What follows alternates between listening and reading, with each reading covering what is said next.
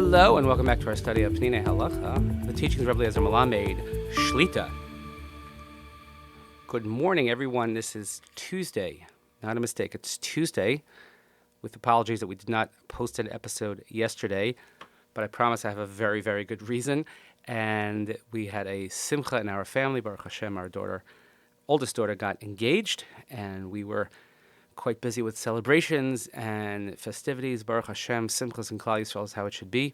We should all celebrate simchas together, and please continue to daven for Chayalei Tzvah and Yisrael for Shalom L'chal Petzua Yisrael and the safe return of our hostages. And we learn each day Le'ilui Nishmat Seren Daniel Shimon and Avdanon V'Sheli Shem Yekum Damo. The next chapter is Zman Keriat Shema.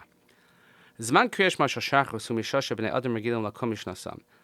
The time for saying Keriat Shema, we talk about the time for saying and also the time really for ending, or the last time you can say Keriat Shema, is from the time that people normally wake up from their sleep, Shneimar Uvekumecha, because as we say in Shema, when you arise. Some people get up very early at Amud HaShachar with the first light. So that's midaraisa considered the time of waking. And that's when you could already start to say Keriat Shema. Because when it says it's in the singular, so it implies and it means that the time where even individuals wake up, even though it's maybe not everyone, but if there are individuals who wake up then, and a decent amount of people, therefore, you can consider that the time of waking. However, as Halacha determines, that's the earliest time you can recite Keriat Shema, and if you say it before that time, you are not Yotzei. Because you have read it, it's what we would still consider nighttime, and nobody is generally waking up at that period. And Chazal, they made a fence, precaution for this mitzvah. Chazal,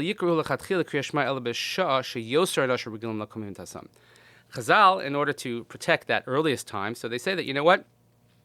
Lechatchila, we should only say Keriat Shema when more people are getting up from their sleep. It's a time when there is already more light. So we say that let's not go by Alos HaShachar, let's go by Mishayakir to protect the Alos HaShachar time, which we say is, you have to look at the Luach, but here the example he gives is in the days of Nisan, it's 50 minutes before sunrise. So if you look at a Zmanim chart, as we looked at last week, you have Alos HaShachar, you have Mishayakir, and then you have Nates.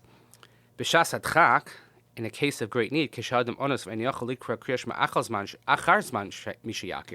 a person is pressed for time and he will not be able to say Keriat Shema after Mishayakir, then he could say Shema already from Amud HaShachar, Alos HaShachar.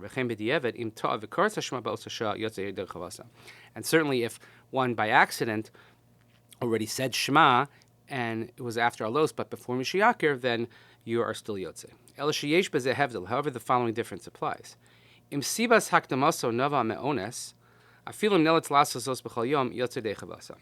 the reason for this is something that's a circumstance out of your control, and even if you're forced to do so every single day, you're still Yotzei. But if a person said it early because he made a mistake, this only, you could be Yotzei if this happened a one-off, temporary situation. Let's say once a month. However, if you make this mistake more than once or more regularly, the Chazal have penalized him in saying that you're not Yotzei, and then he should say Keriat Shema again after the correct time of Mishayakir. So just to review that last paragraph or two, that technically speaking, one could say Keriat Shema after Alos, but Chazal instituted that since most people wake up a little later, that's the time that you should say it, and they wanted to create a buffer to protect that earlier Zman, because they don't want you saying it even before Alos HaShachar. And how long do you have to say Keriat Shema? You have 3 halachic hours of the day. Again, we talk about Shos Zmanios, that you divide the time from day until night, and you divide it into 12 equal parts, and each is in halachic hour, so therefore 3 halachic hours. Because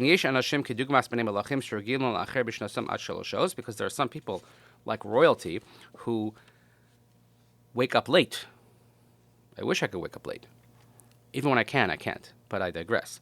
But after 3 hours of the day. Nimsa shatzo shaloshos huzman bikumecha. So it says b'shach b'chavlumecha.